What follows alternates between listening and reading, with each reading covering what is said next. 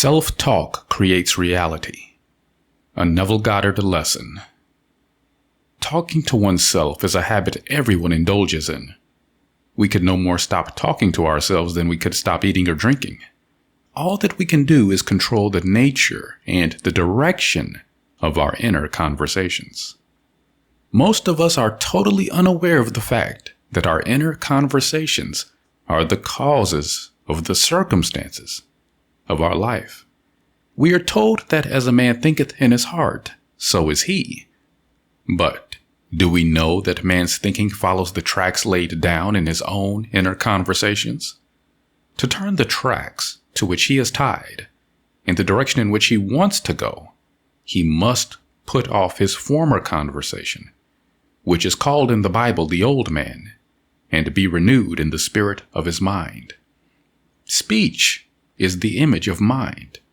Therefore, to change his mind, he must first change his speech. By speech is meant those mental conversations we carry on with ourselves. The world is a magic circle of infinite possible mental transformations, for there are an infinite number of possible mental conversations. When man discovers the creative power of inner talking, he will realize his function and his mission in life. Then he can act to a purpose. Without such knowledge, he acts unconsciously. Everything is a manifestation of the mental conversations which go on in us without our being aware of them. But as civilized beings, we must become aware of them and act with a purpose. A man's mental conversation attracts his life. As long as there is no change in his inner talking, the personal history of the man remains the same. To attempt to change the world before we change our inner talking is to struggle against the very nature of things. Man can go round and round in the same circle of disappointments and misfortunes, not seeing them as caused by his own negative inner talking, but as caused by others. This may seem far-fetched, but it is a matter which lends itself to research and experiment. The formula the chemist illustrates is not more certainly provable than the formula of this science by which words are clothed in objective reality. One day a girl told me of her difficulties in working with her employer. She was convinced that he unjustly criticized and rejected her very best efforts. Upon hearing her story, I explained that if she thought him unfair, it was a sure sign that she herself was in need of a new conversation piece. There was no doubt that she was mentally arguing with her employer, for others only echo that which we have whispered to them in secret. She confessed that she argued with him mentally all day long. When she realized what she had been doing, she agreed to change her inner conversations with her employer. She imagined that he had congratulated her on her fine work, and that she in turn had thanked him for his praise and kindness. To her great delight, she soon discovered that her own attitude was the cause of all that befell her. The behavior of her employer reversed itself. It echoed, as it had always done, her mental conversations with him. I rarely see a person alone without wondering to what conversation piece is he tied. On what mysterious track is he walking? We must begin to take life consciously, for the solution of all problems lies just in this. The second man, the Lord from heaven in all of us, is trying to become self-conscious in the body that he may be about his Father's business. What are his labors? To imitate his Father, to become master of the word, master of his inner talking, that he may mold this world of ours into a likeness with the kingdom of love. The prophet said, "Be ye imitators of God as dear children." How would I imitate a God? Well, we are told that God calls things that are not seen as though they were seen, and the unseen becomes seen. This is the way the girl called forth praise and kindness from her employer. She carried on an imaginary conversation with her employer from the premise that he had praised her work, and he did. Our inner conversations represent in various ways the world we live in. Our individual worlds are self-revelations of our own inner speech. We are told that every idle word that men shall speak, they shall give account thereof. For by their words they shall be justified, and by their words shall they be condemned. We abandon ourselves to negative inner talking, yet expect to retain command of life. Our present mental conversations do not recede into the past, as man believes. They advance into the future to confront us as wasted or invested words. My word, said the prophet, shall not return unto me void, but it shall accomplish that which I please, and it shall prosper in all the things whereto I sent it. How would I send my word to help a friend? I would imagine that I am hearing his voice, that he is physically present, that my hand is on him. I would then congratulate him on his good fortune, tell him that I have never seen him look better. I would listen as though I heard him. I would imagine that he is telling me he has never felt better, he has never been happier, and I would know that in this loving, knowing communion with another, a communion populous with loving thoughts and feelings, that my word was sent, and it shall not return unto me void, but it shall prosper in the things whereto I sent it. Now is the accepted time. Now is the day of salvation. It is only what is done now that counts, even though its effects may not be visible until tomorrow. He called not aloud, but by an inner effort of intense attention. To listen attentively, as though you heard, is to create. The events and relationships of life are your word made visible. Most of us rob others of their willingness and their ability to be kind and generous by our fixed attitudes towards them. Our attitudes unfold within us in the form of mental conversations. Inner talking from premises of fulfilled desire is the way to consciously create circumstances. Our inner conversations are perpetually projected all around us in happenings.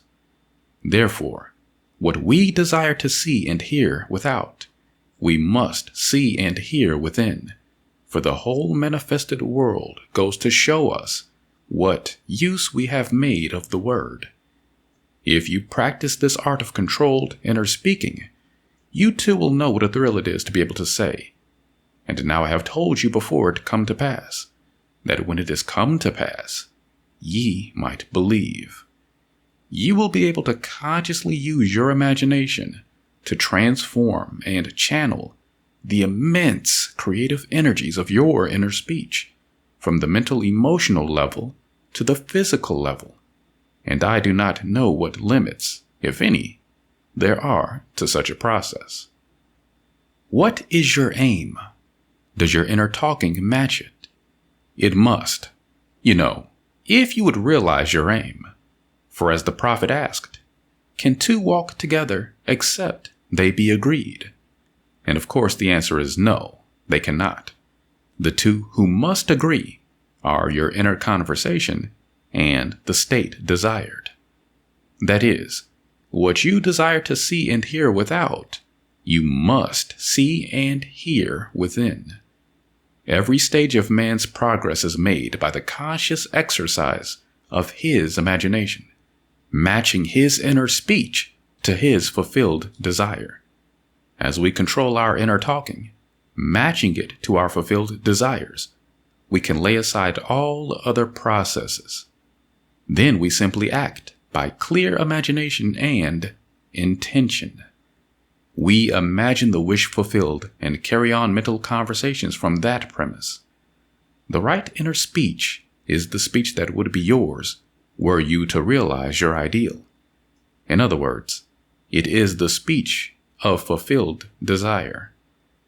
Now you will understand how wise the ancient was when he told us in the Hermetica, there are two gifts which God has bestowed upon man alone and on no other mortal creature. These two are mind and speech, and the gift of mind and speech is equivalent to that of immortality. If a man uses these two gifts rightly, he will differ in nothing from the immortals, and when he equips his body, mind and speech would be his guides, and by them he will be brought into the troop of the gods and of the souls that have attained to bliss. With the gift of mind and speech, you create the conditions and circumstances of life. In the beginning was the Word, and the Word was with God, and the Word was God. The Word, said Hermes, is Son, and mind is Father of the Word. They are not separate one from the other, for life is the union of word and mind. You and your inner talking, or word, are one.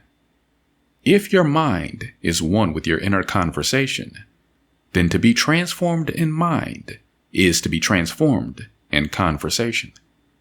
It was a flash of the deepest insight that taught Paul to write, to put off the former conversation, the old man, which is corrupt, and be renewed in the spirit of your mind.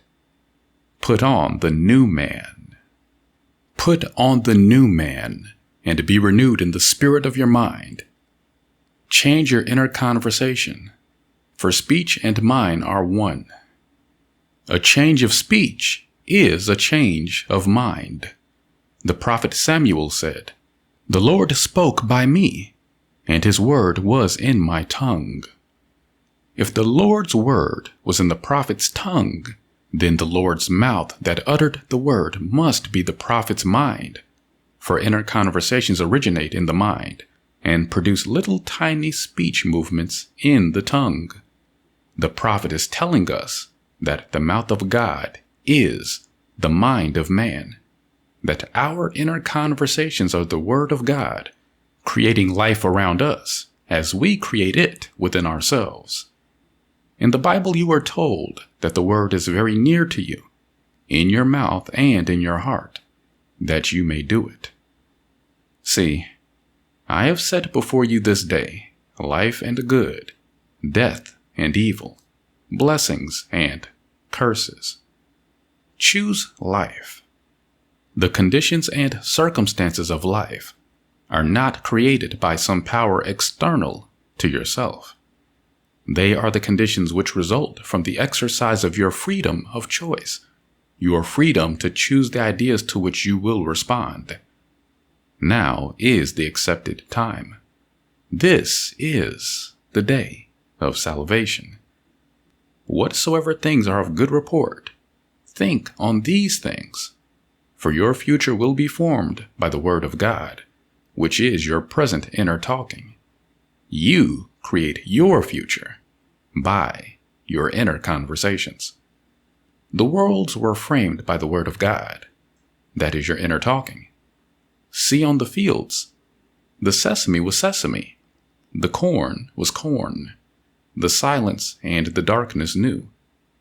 So is a man's fate born, for ends run through to origins. If you will reach success, you must plan success. The idea in your mind which starts the whole process going is the idea which you accept as truth. This is a very important point to grasp, for truth depends upon the intensity of imagination, not upon facts. When the girl imagined that her employer was unfair, his behavior confirmed her imagination. When she changed her assumption of him, his behavior reflected the change, proving that an assumption, though false, if persisted in, will harden into fact. The mind always behaves according to the assumption with which it starts. Therefore, to experience success, we must assume that we are successful. We must live wholly on the level of the imagination itself, and it must be consciously and deliberately undertaken. It does not matter if, at the present moment, external facts deny the truth of your assumption. If you persist in your assumption, it will become a fact. Signs follow, they do not precede. To assume a new concept of yourself is, to that extent, to change your inner talking or word of God, and is therefore putting on the new man. Our inner talking, though unheard by others, is more productive for future conditions than all the audible promises and threats of men. Your ideal is waiting to be incarnated, but unless you yourself offer it human parentage, it is incapable of birth. You must define the person you wish to be, and then assume the feeling of your wish fulfilled, in faith that that assumption will find expression through you. The true test of religion is in its use, but men have made it a thing to defend. It is to you that the words are spoken. Blessed is she that believes, for there shall be an accomplishment of those things which are spoken unto her from the Lord. Test it. Try it. Conceive yourself to be one that you want to be, and remain faithful to that conception. For life here is only a training ground for image making. Try it and see if life will not shape itself on the model of your imagination. Everything in the world bears witness of the use or misuse of man's inner talking. Negative inner talking, especially evil and envious inner talking, are the breeding ground of the future battlefields and penitentiaries of the world. Through habit, man has developed a secret affection for these negative inner conversations. Through them he justifies failure, criticizes his neighbors, gloats over the distress of others, and in general, pours out his venom on all. Such misuse of the word perpetuates the violence of the world. The transformation of self requires that we meditate on a given phrase, a phrase which implies that our ideal is realized, and inwardly affirm it over and over and over again, until we are inwardly affected by its implication, until we are possessed by it. Hold fast to your noble inner convictions or conversations. Nothing can take them from you but yourself. Nothing can stop them from becoming objective facts. All things are generated out of your imagination by the Word of God, which is your own inner conversation, and every imagination reaps its own words, which it has inwardly spoken. The great secret of success is a controlled inner conversation from premises of fulfilled desire. The only price you pay for success is the giving up of your former conversation, which belongs to the old man, the unsuccessful man. The time is ripe for many of us to take conscious charge in creating heaven on earth. To consciously and voluntarily use our imagination to inwardly fear and say only that which is in harmony with our ideal is actively bringing heaven to earth. Every time we exercise our imagination lovingly on behalf of another, we are literally mediating God to that one. Always use your imagination masterfully as a participant, not an onlooker. In using your imagination to transform energy from the mental-emotional level to the physical level, extend your senses. Look and imagine that you are seeing what you want to see, that you are hearing what you want to hear, and touching what you want to touch. Become intensely aware of doing so. Give your imaginary state all the tones and feeling of reality. Keep on doing so until you arouse within yourself the mood of accomplishment and the feeling of relief. This is the active voluntary use of the imagination, as distinguished from the passive and voluntary acceptance of appearances. It is by this active voluntary use of the imagination that the second man, the Lord from heaven, is awakened in man. Men call imagination a plaything, the dream faculty, but actually, it is the very gateway of reality. Imagination is the way to the state desired. It is the truth of the state desired and the life of that state desired. Could you realize this fully, then would you know that what you do in your imagination is the only important thing.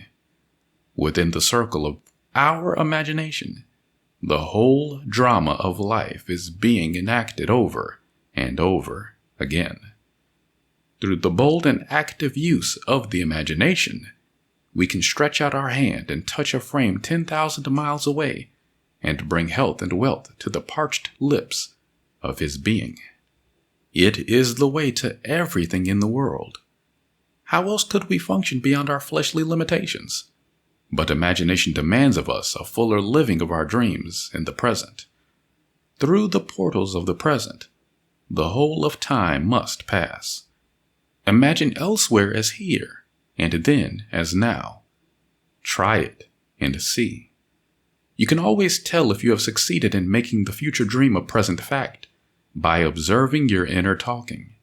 If you are inwardly saying what you would audibly say, were you physically present and physically moving about in that place, then you have succeeded. And you could prophesy from these inner conversations and from the moods which they awaken within you what your future will be.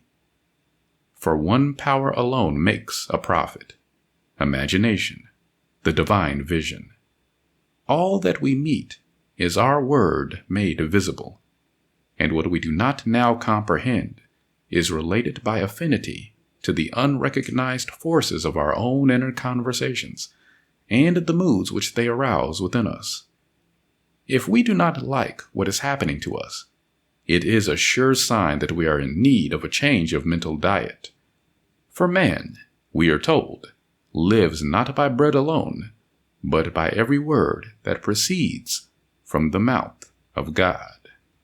And having discovered the mouth of God to be the mind of man, a mind which lives on words or inner talking, we should feed into our minds only loving, noble thoughts.